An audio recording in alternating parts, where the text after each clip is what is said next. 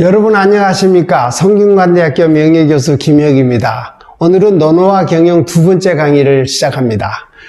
오늘은요, 경영이 밑바탕하고 있는 서구 문명이 어떠한가를 아주 간략하게 스케치를 하고, 그리고 다가오는 사회의 성격을 좀 본 다음에 재산을 형성해가 부를 추구하는 것과 논어와 유학이 제시하는 가치가 어떻게 조화로울 수 있을까 하는 그 문제를 조금 깊이 살펴볼까 합니다.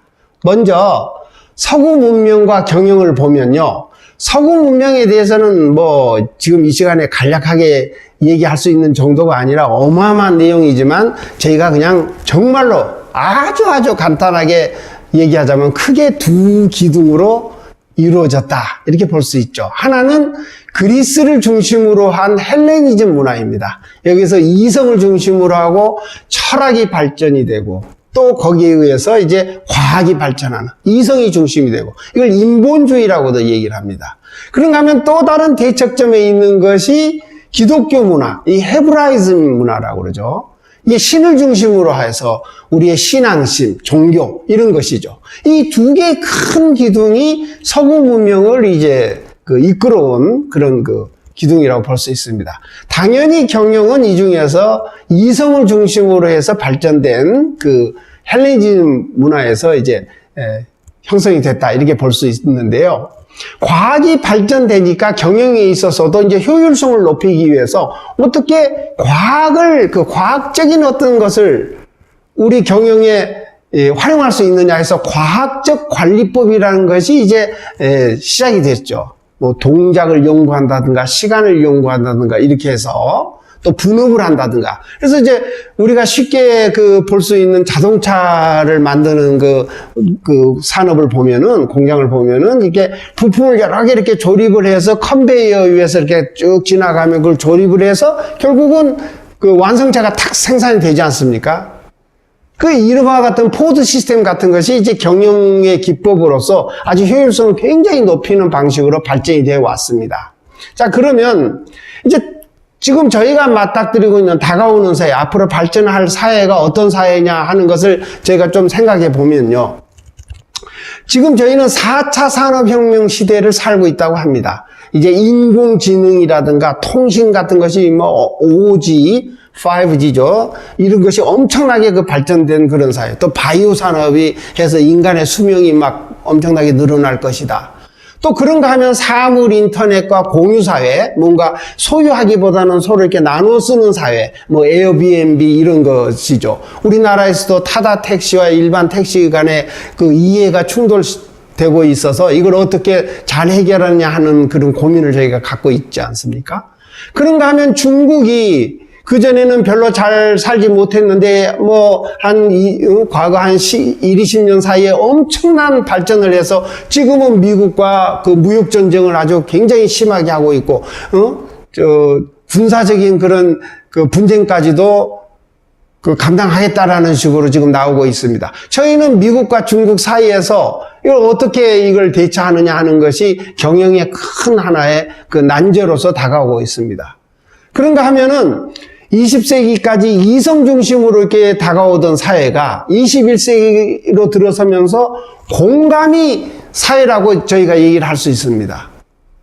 우리나라의 BTS가 미국에서의 공연, 또 영국 같은 데서 공연으로 그냥 세계적인 열광을 받고 있지 않습니까? 이런 것이 바로 감성이 전 세계적으로 지금 어필이 되는 그런 사회에 저희가 살고 있습니다. 이와 같은 사회 환경에 경영이 앞으로 어떻게 이것을 잘 해가느냐 하는 것이 경영자가 부딪히고 있는 문제라고 할 수 있습니다. 자, 그러면 문제를 좀 100여 년 전 일본으로 한번 돌려볼까 싶습니다. 일본의 비즈니스라고 그러면요, 다른 나라에 비해서 상대적으로 굉장히 신용이 높고, 경영 윤리가 굉장히 높다라고 인식이 되고 있습니다. 그런데 그런 일본의 이런 윤리가 100여 년 전일 때는 전혀 그렇지 않았어요. 우리 한국과 마찬가지로 일본 역시 상인 계급은 장사치라 해가지고 제일 하층으로 산업경상의 산업공상의 가장 하층 계급으로 취급되고 있었기 때문에 이 사람들은 우리들은 신분이 가장 낮으니까 하층민이니까 그냥 돈이라도 벌어서 잘 먹고 잘 살면 된다 해서 부정이라든가 불법을 마구 저지르는 그런 시기였어요. 이럴 때 시부사와 H라는 매우 뛰어난 분이 나오셔가지고, 이분이 이제 명치 유신 시대 때 이제 적인데요. 그래가지고 이제 유럽에 유학을 가서 유럽의 자본주의를 배우고,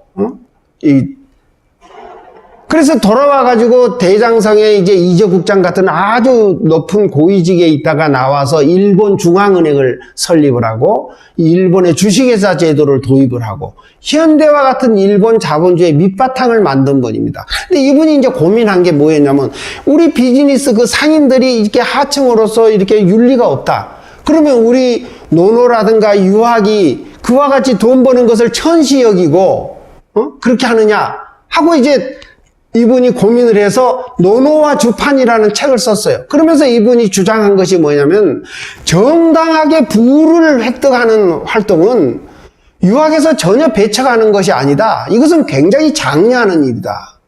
그래서 사회를 위해서 아주 큰 기여를 하는 것이다라는 주장을 해서 우리가 그렇게 비즈니스 하는 사람들이 상인들이 자기 스스로를 그렇게 비하해서 그렇게 부정을 하고 이렇게 나쁜 짓 하면 안 된다. 우리 스스로가 자존심을 가지고 이렇게 해야 되지 않느냐. 그래서 이 사람의 주장이 점점 스며들어서 지금 일본과 같은 높은 경영 윤리를 이루게 된 것입니다.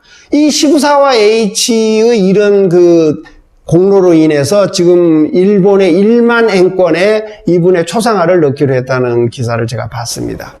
시부사와 H의 이런 주장은 막스 베버가 프로테스탄트 윤리와 자본주의라는 책에서 주장하는 것과 일맥상통합니다. 막스 베버는 기독교인들이 돈을 버는 것은 잘 버는 것은 신의 뜻에 합당한 것이다.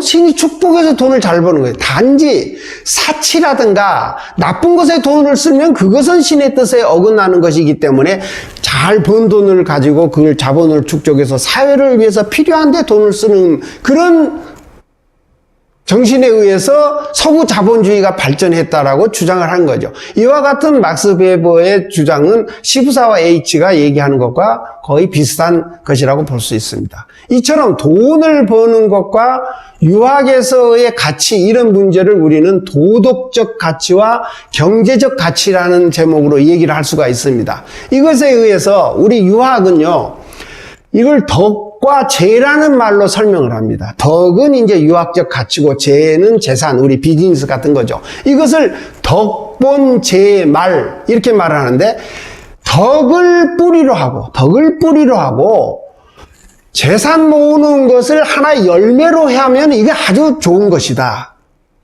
거꾸로 가면 안 된다는 거죠. 덕을 버리고 그냥 재산만 하면은 이것은 나쁜 길로 갈 수 있다 해서 경고를 하는 것이고, 또 비슷하게 이익을 우리가 보면은 그 이익이 과연 옳은 방식으로 얻을 수 있는 이익인가 하는 걸 생각해라. 그래서 그것을 결리사의라는 말로서 지혜를 주고 있습니다. 이처럼 유학은 정당한 부를 획득하는 것은 유학이 추구하는 그런 가치와 전혀 이게 배치되는 것이 아니다. 이건 정당한 부추구를 장려하고 있다. 우리가 이렇게 얘기할 수 있습니다. 오늘은 이렇게 간략하게 경영이 밑바탕하고 있는 서구 문명과 다가오는 사회를 간략히 보고 재산 형성과 유학의 가치의 조화 문제를 저희가 조금 깊게 생각해 봤습니다. 감사합니다.